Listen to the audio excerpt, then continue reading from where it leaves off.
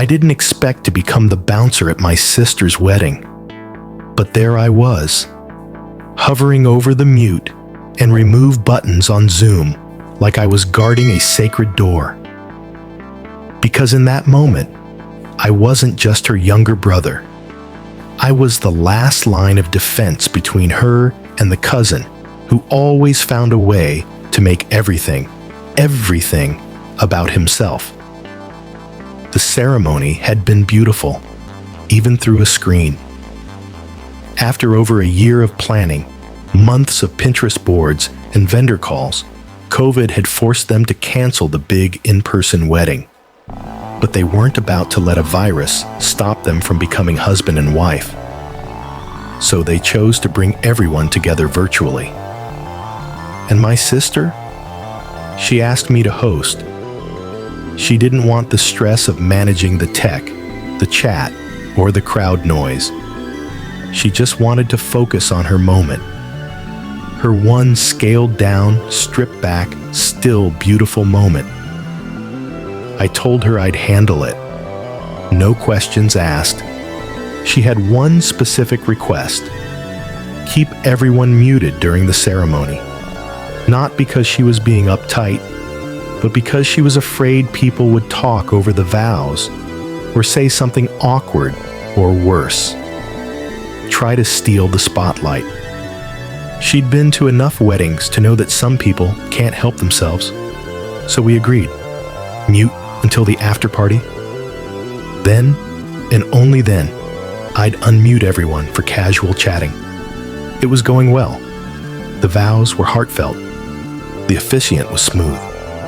I watched my sister's face glow through the webcam as she said, "I do."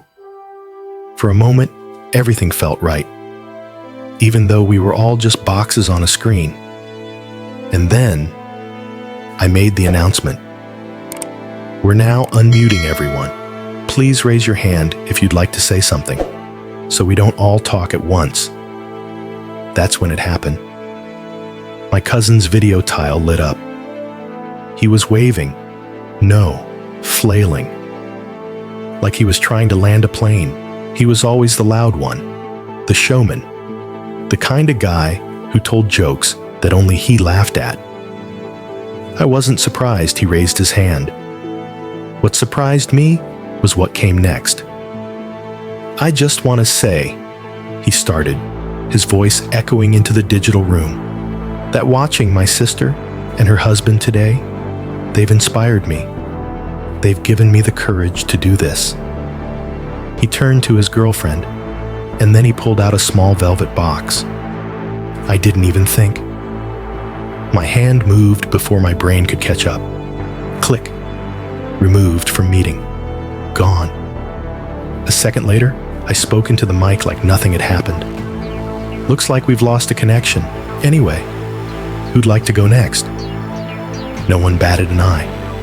Not even my sister. The rest of the celebration went on smoothly. Laughter, memories, toasts. And somewhere, I imagine, my cousin sat in stunned silence with a ring box still in his hand and no audience left to impress. That should have been the end of it. But then came the texts, first from him. Angry, accusing, telling me I ruined the biggest moment of his life, that he'd wanted to propose with family all around, that this was a surprise, a gift, a beautiful gesture. Then came the text from his parents, my aunt and uncle, saying I was out of line, that I humiliated their son, that I ruined something magical. And maybe they thought I'd cave, that I'd apologize, that I'd say I overreacted. But here's the thing. This wasn't the first time my cousin tried to steal the spotlight. When we were kids, he used to mess up my drawings after they were praised by adults. He'd crumple mine behind my back, tear my sister's just enough to ruin it.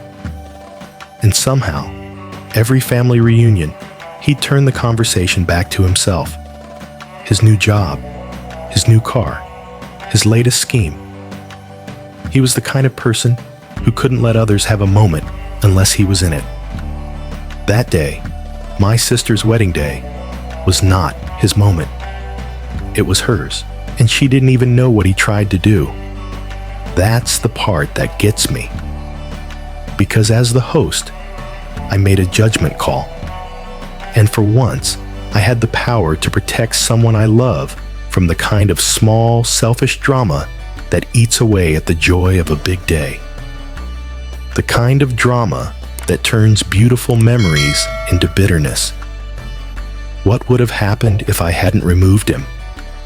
Would people have clapped? Would they have cheered? Would they have watched as my sister sat there smiling tightly, pretending to be happy for a cousin who couldn't wait even 30 minutes to propose on her wedding? Would she have laughed it off for the sake of peace? Would her new husband have shrugged, embarrassed, pretending it didn't sting? Or would that proposal have become the story from the wedding? The one people talked about for years. I couldn't let that happen. So yes, I kicked him off. I lied and said it was technical difficulties. I let the day go on without a ripple. And maybe that was wrong. Maybe I should have let him speak. Maybe I should have given him his moment. But he didn't ask permission. He didn't check with the bride. He didn't even ask me, the host. He assumed that because the family was all around, it was fair game. He assumed that someone else's celebration was the perfect backdrop for his life event. He assumed wrong. Now, days later, I still haven't told my sister. I don't want her to feel like her day was nearly hijacked. I don't want her to associate her wedding with her cousin's stunt. I want her to remember the vows, the joy, the laughter, not the disaster I narrowly avoided. But I can't shake the question that keeps haunting me. Did I go too far? Was I too quick on the trigger? Was it really my place to make that call?